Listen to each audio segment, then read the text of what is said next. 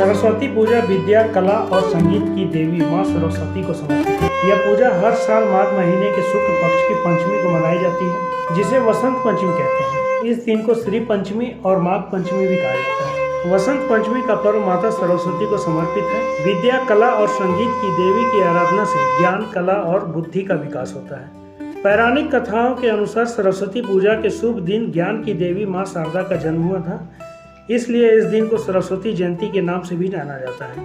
यह एक ऐसा दिन है जब प्रकृति की जीवंतता, देवी सरस्वती की भक्ति और कृषि समुदाय का जीवन उत्सव के एक खूबसूरत तस्वीर में एक दूसरे से जुड़ जाता है। बसंत शब्द का अर्थ होता है बसंत और पंचमी का 5वें दिन, इसलिए माघ महीने में जब वसंत ऋतु का आगमन होता है तो इस महीने के 5वें दिन यानी पंचमी को वसंत पंचमी के रूप में मनाया जाता है।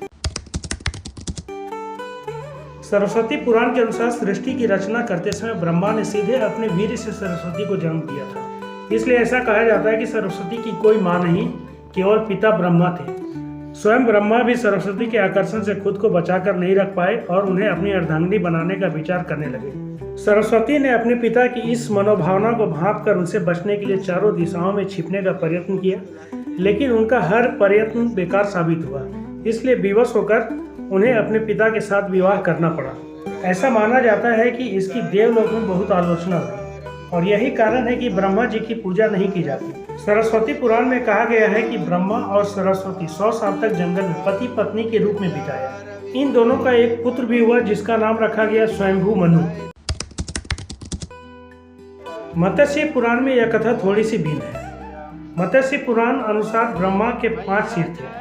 कालांतर में उनका 5वां सिर काल भैरव ने काट दिया था। कहा जाता है कि जब ब्रह्मा ने सृष्टि की रचना की तो वह इस समस्त ब्रह्मांड में अकेले थे। ऐसे में उन्होंने अपने मुख से सरस्वती सांध्य ब्रह्मी को उत्पन्न किया।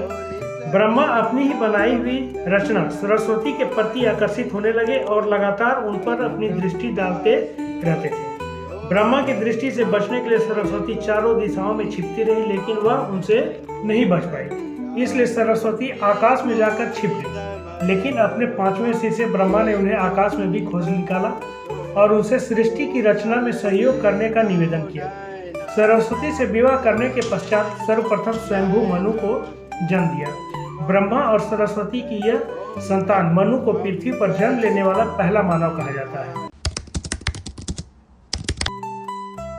हिंदू ग्रंथों और पुराणों के अनुसार ब्रह्मा, विष्णु और महेश को सृष्टि का निर्माता, पालनकर्ता और संहारक माना जाता है। लेकिन आपके मन में ये सवाल कई बार आता होगा कि विष्णु और महेश यानी शिव जी के तो दुनिया भर में कई मंदिर हैं और लोग घर में भी इनकी स्थापना कर इनकी पूजा करते हैं, लेकिन ब्रह्मा की पूजा नहीं की जाती और उनका केवल एक ही मंदिर है जो पुष्कर में है। इसका एक प्रसंग ब्रह्मा जी और सरस्वती के विवाह से जुड़ा हुआ है। इस प्रसंग का उल्लेख सरस्वती पुराण में किया गया है, जिसका हमने वर्णन इसी वीडियो में किया है।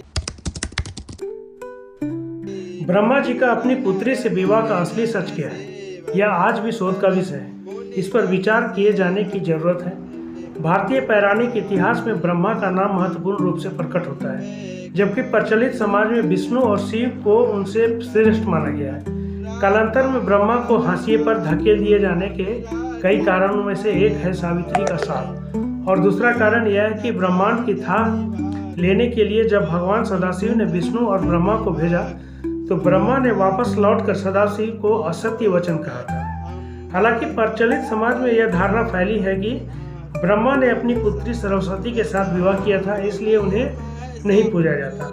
अब यह कितना सच है, यह तो शोध का विषय है। कुछ विद्वान इसे भ्रांत धारणा मानकर खारिज करते हैं। हालांकि सच्चाई यह भी है कि पुराणों में एक जगह उल्लेख मिलता है कि ब्रह्मा की पत्नी विद्या की देवी सरस्वती उनकी पुत्री नहीं थी।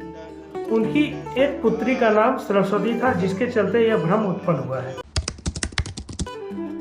मध्य और अंग्रेज काल में पुराणों के साथ बहुत छेड़छाड़ की गई है। हिंदू धर्म के 2 ग्रंथों सरस्वती पुराण और मत्स्य पुराण में सृष्टि के रचयिता ब्रह्मा का सरस्वती से विवाह करने का प्रसंग है, जिसके फलस्वरूप इस धरती के प्रथम मानव मनु का जन्म हुआ। लेकिन पुराणों की व्याख्या करने वाले सरस्वती के जन्म की कथा को उस सरस्वती से जोड़ देते हैं जो ब्रह्मा की पत्नी है, जिसके चलते सब कुछ गड़बड़ हो चला है। हालांकि इस पर शोध कर इस भ्रम को स्पष्ट किए जाने की आज ज़्यादा जरूरत है। इस इस वीडियो में किया गया वर्णन किसी भी तरह का दावा नहीं करता है।